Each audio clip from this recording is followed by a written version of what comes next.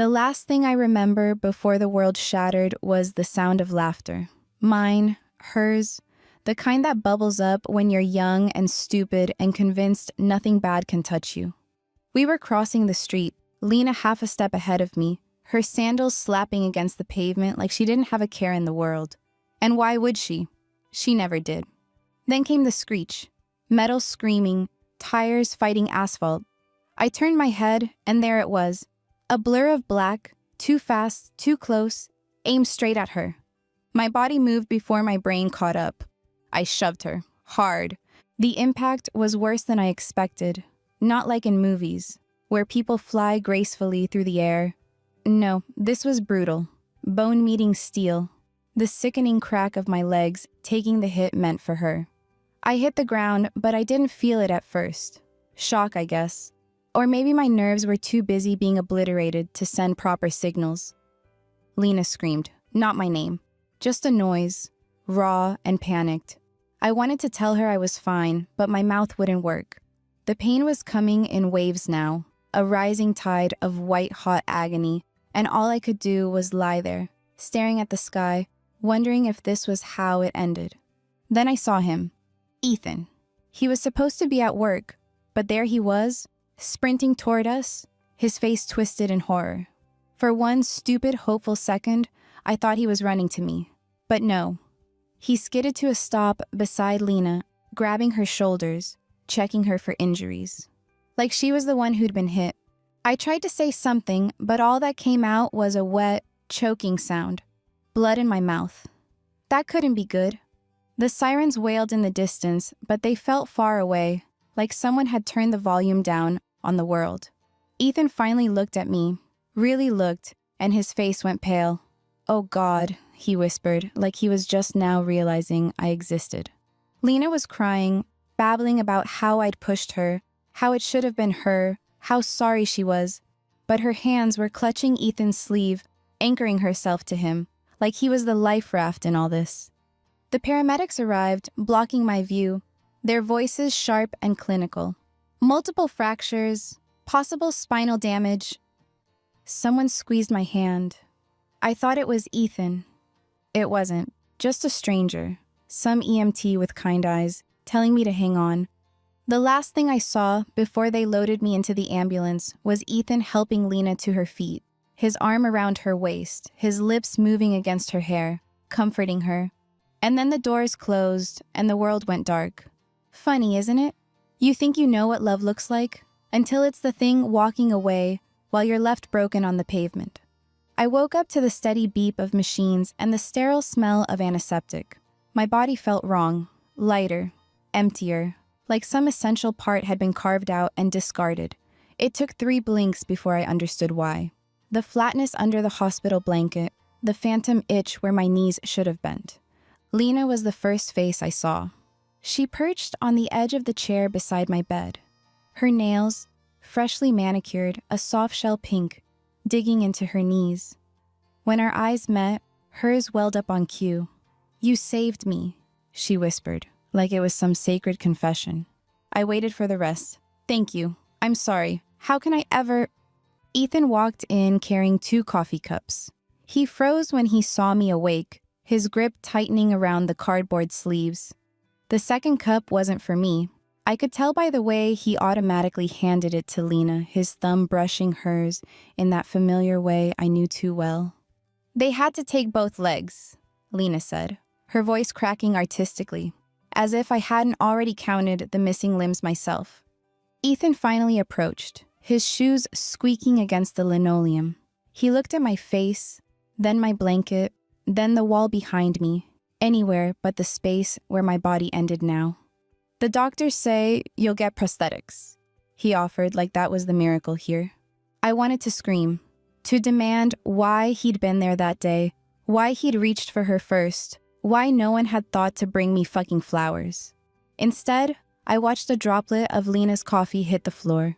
It stained the tile brown, spreading slowly, irrevocably.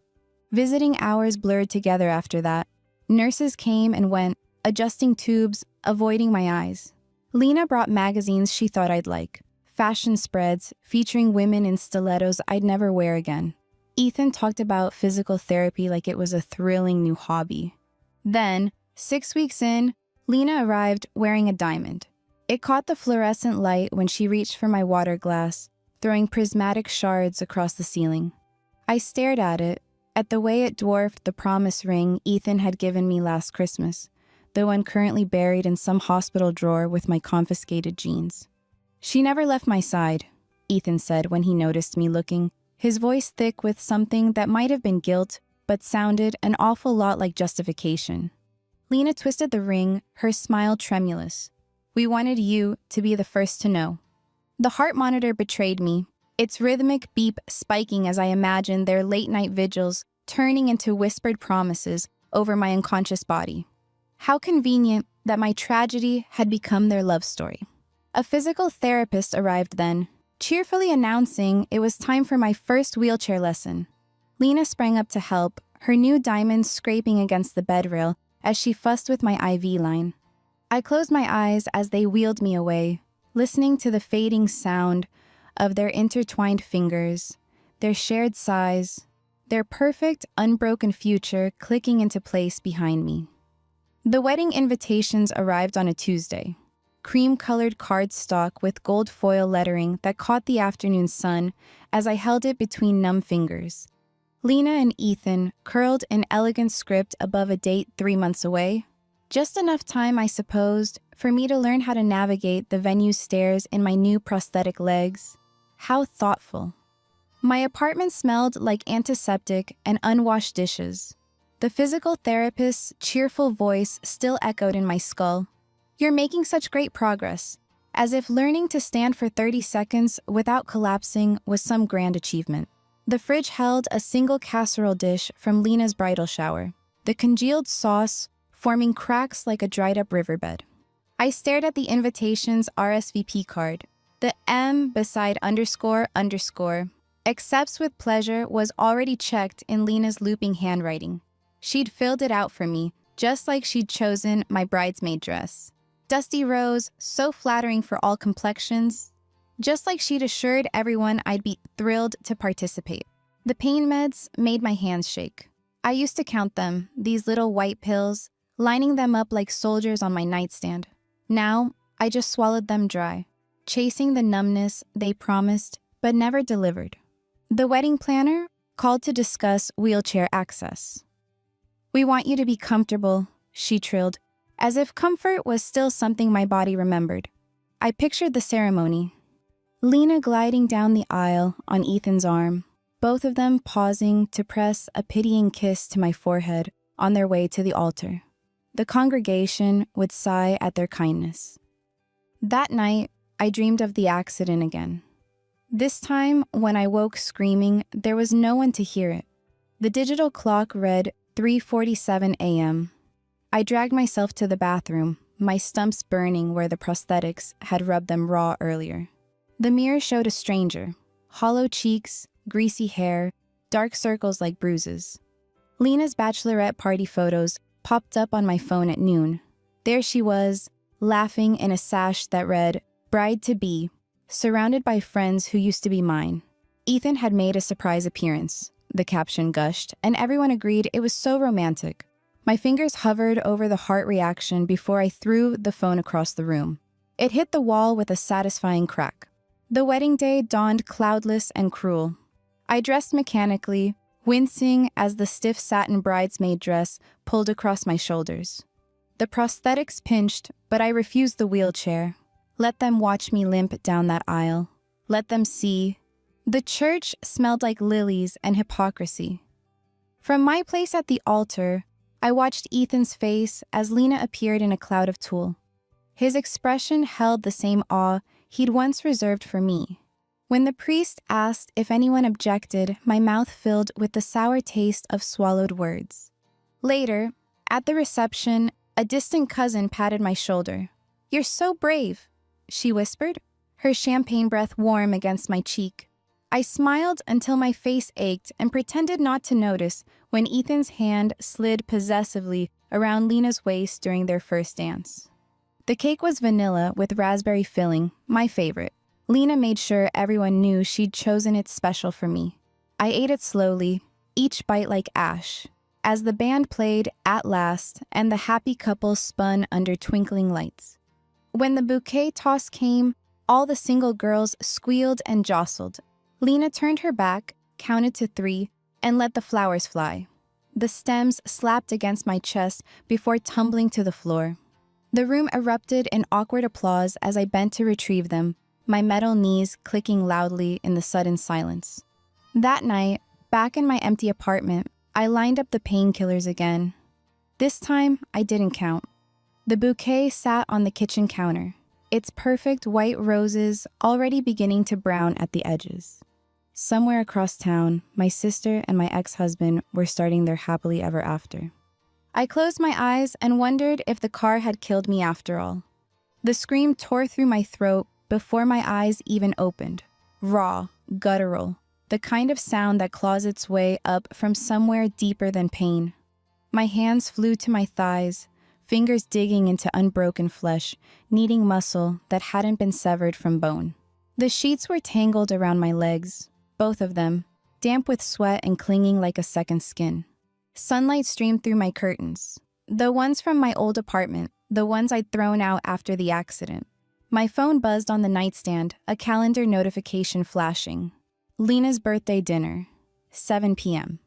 The date below it sent ice water through my veins.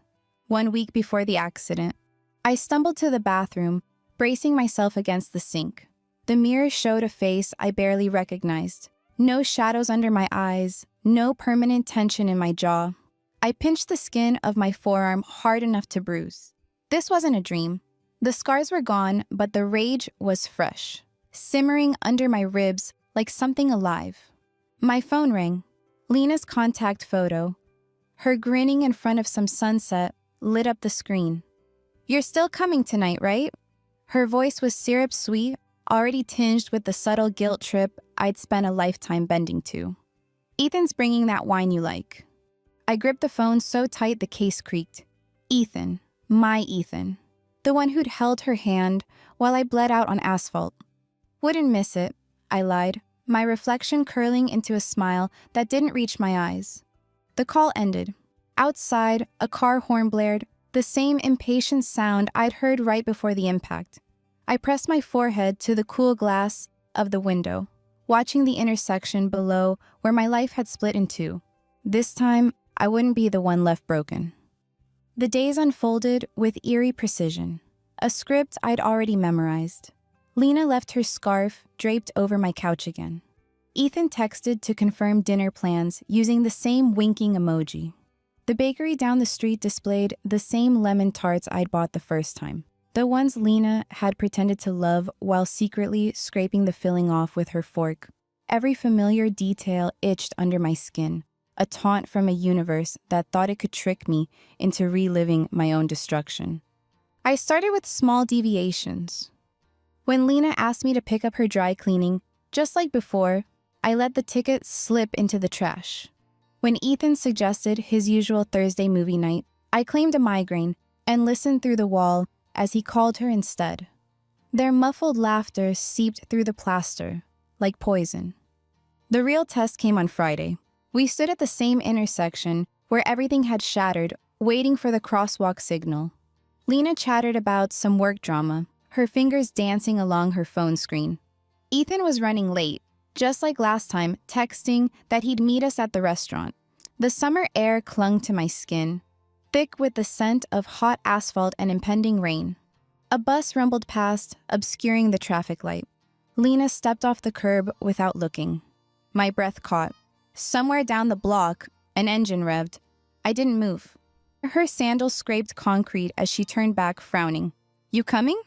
The light turned yellow. Across the street, a delivery truck accelerated. I folded my arms. "After you!" Horns blared. Tires squealed. Lena's eyes went wide as the truck barreled through the red light, missing her by inches, close enough to whip her hair across her face. She stumbled backward into my arms, her pulse rabbiting against my grip. "Oh my God," she gasped. "Did you see?" I smoothed her hair, my fingers lingering at the base of her skull where the pavement had cracked open last time. "Lucky you," I murmured. That night at dinner, Ethan kept refilling Lena's wine glass while she retold the story with theatrical gestures. "I could have died," she kept saying, her cheeks flushed with adrenaline and Pinot Noir. He hung on every word, his knee bouncing under the table until it brushed hers. I watched their legs press together and sip my water. The next morning, I bought a notebook and began documenting every coincidence. The barista, spelling Lena's name wrong on purpose after she snapped at him. The subway doors closing just as Ethan reached the platform. Tiny fractures in their perfect world, widening each time I refused to play my old role. By Wednesday, Lena developed a cough. By Thursday, Ethan's car wouldn't start. On Friday, the day of the accident, Lena called in tears because her dress for the party had arrived with a broken zipper. "It's like the universe is against me," she wailed. I twisted the hem of my shirt, whole, unbloodied between my fingers. Funny how that works. The intersection loomed in my dreams, its traffic lights blinking like a countdown. This time, I wouldn't push. This time, I'd let gravity do its job. The air smelled like ozone and gasoline as we approached the intersection. Lena prattled on about Ethan's surprise birthday gift. Something expensive, no doubt, while digging through her purse for lipstick. I matched her step for step, my pulse steady for the first time in weeks. The crosswalk signal blinked its warning. A delivery van idled at the red light, its engine rattling. I recognized the dented bumper, the peeling sticker. Same vehicle that had nearly clipped her days before. Lena stepped off the curb without looking. Tires screeched as the light turned green. I froze exactly where I'd stood in my nightmares, watching the van lurch forward. Time fractured into crystalline slowness. Lena's head turning, her mouth forming my name, one manicured hand reaching back toward me as if I'd ever choose to save her again. Metal met flesh with a wet crunch. Her body arced through the air, limbs flailing in grotesque parody of grace before slamming onto the pavement. A scarlet ribbon unfurled beneath her head. The van's brake lights glowed like demon eyes as it sped away. Ethan appeared at the edge of my vision, his coffee cup tumbling from his grip. He didn't look at me, just sprinted to where Lena lay twisted, her party dress riding up to reveal bone protruding through skin. Sirens wailed in the distance. Someone screamed. I pressed my palms to my stomach, half expecting to feel blood, but there was only smooth fabric and whole skin. Ethan cradled Lena's shattered form, his sobs muffled against her hair. When the EMTs pried him away, his gaze finally found mine. Wide, accusing, as if I could have stopped this. I let my eyes well on command. She just stepped out so fast. The stretcher wheels clicked over pavement as they loaded her in. One of Lena's shoes lay abandoned near the gutter. The heel snapped clean off. I picked it up, running my thumb over the broken edge, and smiled. The hospital corridor smelled like bleach and wilted flowers as I pushed through the swinging doors. 3 weeks had transformed Lena's room into a grotesque shrine. Get-well cards curling at the edges, untouched fruit baskets attracting fruit flies, a single red balloon sagging against the ceiling. She lay propped up at a mechanical angle, her once glossy hair matted against the pillow. The doctors called it a miracle she'd survived the impact. The spinal damage, however, was unequivocal. T12 complete paralysis. "You came," she rasped, fingers twitching against the bed rail. The heart monitor betrayed her surprise. I set down the magazine I'd brought, a bridal catalog, dog-eared on wheelchair-accessible venues. "Did you think I wouldn't?" Her gaze flicked to the empty visitor's chair where Ethan had sat vigil for the first 14 days. Until yesterday, when his company urgently transferred him to their Singapore office. A physical therapist barged in, all synthetic cheer. "Time for your sitting balance exercises." She hauled Lena upright, straps crisscrossing her torso like a straitjacket. I watched her torso sway like a sapling in wind, the once toned core muscles now useless. Beads of sweat popped along her hairline as she fought to stay upright for 30 seconds. When she collapsed back, gasping, the therapist chirped, "Better than yesterday." Lena's eyes met mine in the bedside mirror, really met, for the first time since the accident. The realization slithered between us. This was forever. No amount of Ethan's guilt or my pity would make her walk again. I uncapped her water bottle and held the straw to her lips. "Careful," I murmured as she choked slightly. "Wouldn't want you to drown?" Her pupils dilated. Maybe she remembered how I'd always taken my coffee black, no sugar. Just like the bitterness coating every word I'd ever swallowed for her. I became the perfect sister, arriving every Tuesday and Friday with fresh flowers to replace the dying ones, reading aloud the get well cards from people who'd already forgotten her, adjusting her pillow just so before the nurses could. My devotion became legendary in the rehab ward. "That sister of yours is a saint," the orderlies would whisper within Lena's earshot.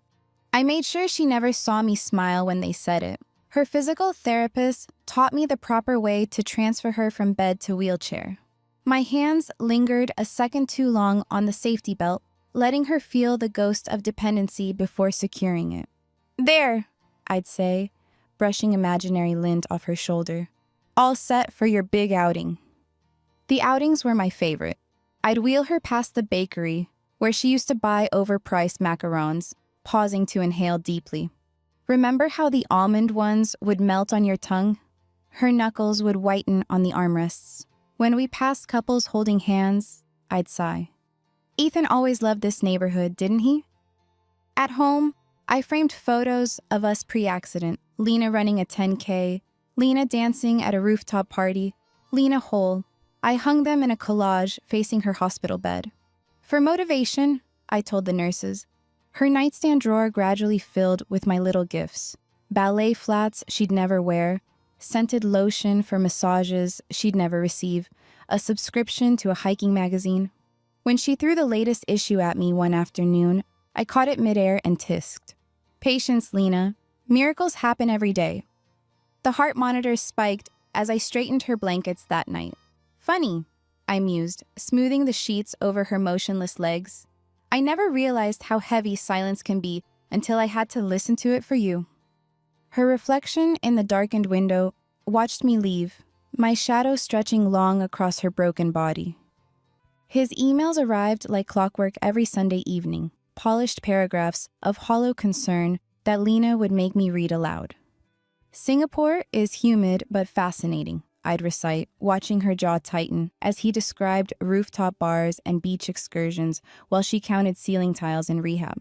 When his first care package came, scented candles and a silk eye mask, I made sure to display it prominently beside the untouched physical therapy equipment. "How thoughtful," I murmured, running a finger along the luxurious packaging. He must have spent whole minutes picking this out. The video calls became less frequent, then abruptly stopped after Lena accidentally revealed her catheter bag and frame. His subsequent messages grew shorter, the time between them stretching like her atrophying muscles. Then the letter came.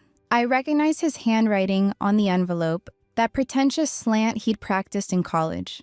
Lena's hands trembled too much to open it, so I did, making a show of carefully sliding my finger under the flap. The stationery was thick, expensive, 3 paragraphs about personal growth and unforeseen circumstances before the knife twist. He'd met someone, a colleague who understands the demands of his work. Lena made a sound like a deflating balloon. I folded the letter along its original creases. "At least he didn't send a form email," I offered, tucking it back in the envelope. That night, I found her staring at her paralyzed legs, fingernails digging purple crescents into her thighs. When she finally spoke, her voice was raw. "You must be loving this." I set down her medication tray with deliberate calm. "Funny, I was just thinking how familiar this all feels." Her sharp intake of breath told me she understood. The wheelchair, the abandonment, the cruel irony of history rewriting itself with her as the broken one this time. I turned off the light on my way out, leaving her in the same darkness she'd once left me to navigate alone. The change came gradually, then all at once. The way her pleading eyes followed me during therapy sessions. How her once manicured fingers now clutched at my sleeve when I moved to leave. She stopped complaining about the hospital food.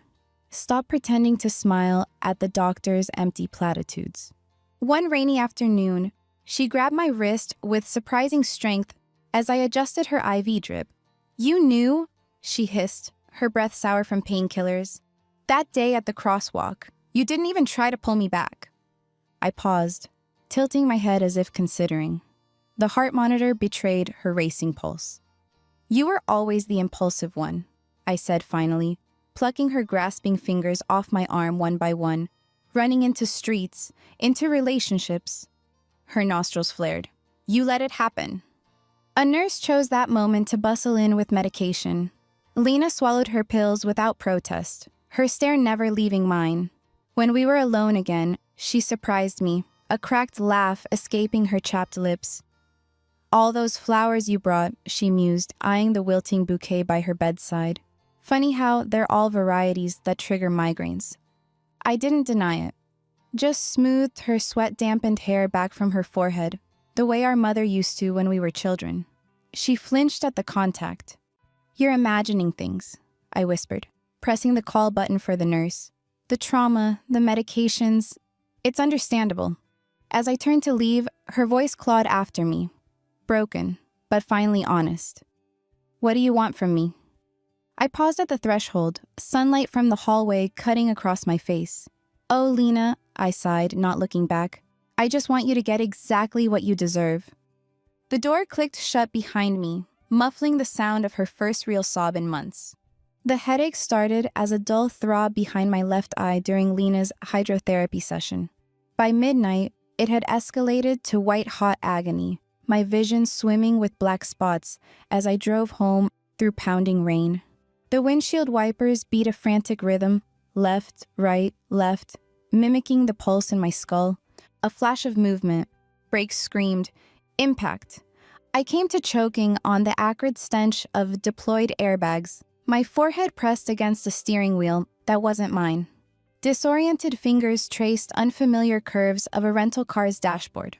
Outside, streetlights reflected off rain-slicked pavement in the same intersection where, "Help her!" My own voice, raw with terror. Through the cracked windshield, I watched my past self, whole, two-legged, cradling Lena's limp form. Blood streaked the pavement in garish swirls, mixing with rainwater. My doppelganger looked up, our identical eyes locking across the chaos as paramedics swarmed. Then, darkness. I woke in a hospital bed to the scent of gardenias. Lena stood over me, her legs strong and unmarked, arranging flowers in a vase. When she noticed my open eyes, her face lit up with relief. "You pushed me out of the way," she whispered, squeezing my hand. That truck came out of nowhere. My tongue felt thick, clumsy. The heart monitor beeped steadily, where Lena's had once stuttered. Ethan burst in, his tie crooked, eyes red-rimmed. He fell to his knees beside me, pressing my palm to his stubbled cheek. "I thought I'd lost you," he choked out. Lena tactfully excused herself. As the door closed, Ethan's grip tightened. "When you're recovered," he murmured, lips brushing my knuckles, "let's finally take that Paris trip. Just us." Sunlight streamed through the blinds, casting prison bar shadows across my blanket, where two intact legs lay motionless beneath. I closed my eyes and wondered whose revenge this really was. The hospital discharge papers felt heavy in my hands. Outside, autumn leaves swirled in patterns I no longer trusted as random. Lena had left minutes earlier after an awkward hug, her perfume lingering like a ghost of our old rivalry. Ethan hovered by the curb with the car, pretending not to check his watch. I stopped at the intersection, that cursed stretch of asphalt where our lives kept unraveling. The walk signal counted down in bright red numbers. 12, 11, 10. Tires screeched. A familiar black sedan barreled toward the crosswalk where a young mother struggled with a stroller. My muscles tensed with ancient instinct, but this time, I grabbed Lena's wrist as she moved to intervene. Her shocked gaze met mine as we stood frozen together on the curb. The car missed the woman by inches, horn blaring as it sped away.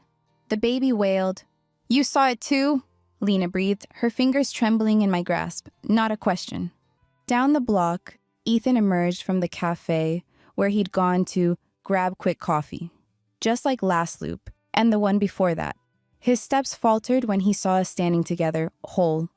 I released Lena's arm, reaching instead for the stroller to help right it. The young mother's thanks faded into background noise as I studied my sister's face, really studied it, for the first time in lifetimes. The realization tasted bittersweet. We'd both been prisoners of this script. "Next time," I said quietly, "let's get coffee somewhere with no crosswalks." Lena's laugh sounded rusty but real. Behind us, Ethan's phone rang with a call he'd never answer in time. The light turned green. We stepped forward together. I sold my apartment first, the one with the elevator that had never worked properly, the balcony that overlooked that damned intersection. The movers packed away the prosthetic limbs still in their original packaging, the untouched disability pamphlets, the wedding invitation with its gold foil smudged from too many handling. Lena found me at the airport departure gate, her cheeks flushed from running. She thrust a manila envelope into my hands. MRI scans, doctor's notes, the full record of her spinal injuries from the timeline that no longer existed. "In case you ever doubt it was real," she panted. The documents trembled in my grip. We both knew I wouldn't need reminding. Ethan's final text came through as I boarded. "When you're ready to talk?" I blocked the number mid-sentence, watching his contact photo. That smile I'd once loved vanish into digital oblivion. Paris smelled like rain and fresh bread. My new apartment had stairs I took two at a time just because I could. At night, I'd press my palms against my thighs, marveling at the uninterrupted warmth of living flesh. The nightmares still came, of course, waking in cold sweats to phantom pains in limbs I still possessed. But now, when the panic rose, I'd walk, anywhere, everywhere, until the rhythm of my footsteps overrode the memory of wheelchairs. Months later, a postcard arrived showing a Japanese torii gate standing in water. Lena's messy scrawl covered the back. "They make these gates to mark transition between worlds. Thought you'd appreciate. No return address." I pinned it above my desk where the wedding collage used to hang. Outside my window, the Seine glittered under morning light, its current carrying away everything that no longer served us. For the first time in countless lives, I was exactly where I chose to be, unburdened by vengeance, by fate, by anyone's expectations but my own. The coffee in my cup had gone cold. I drank it anyway, bitter and perfect. The bookstore cafe in Montmartre became my sanctuary. The kind of place where sunlight dripped like honey through the windows, and the smell of aging paper masked even the most stubborn ghosts. I was halfway through a neglected novel when the bell above the door chimed, stirring me from a passage about mythical cycles of destruction and rebirth. A familiar laugh cut through the hum of conversation. Lena stood at the counter, ordering in halting French, her hair shorter than I'd ever seen it. A scar peeked above her collar, a pale, jagged line that hadn't existed in this timeline. Our eyes met across the stacks of books, a silent understanding passing between us, sharper than any words. She didn't approach. I didn't invite her to. But when the barista called her name, Lena deliberately took the wrong drink. My usual order, the bitter Ethiopian blend I'd grown to love precisely because no one else did. She raised the cup in a mock toast before disappearing into the Parisian crowd, leaving behind a single sugar packet placed precisely where I'd reach for it. I unfolded the note tucked beneath. Purgatory's overrated anyway. The novel fell shut in my lap as laughter bubbled up, real, uncalculated, the kind that had been stolen from us through countless iterations. Outside, the city pulsed with lives unaware of how fragile their stories really were, how easily the universe could rewrite them. I left the sugar packet untouched but pocketed the note, stepping out into golden afternoon light that caught on the Seine's currents like liquid fire. Somewhere across the river, a street musician played a song I almost recognized. Funny, after all those loops of hell, I'd finally learned to appreciate the beauty of a story with no predetermined ending. The next chapter, whenever it came, would be entirely my own.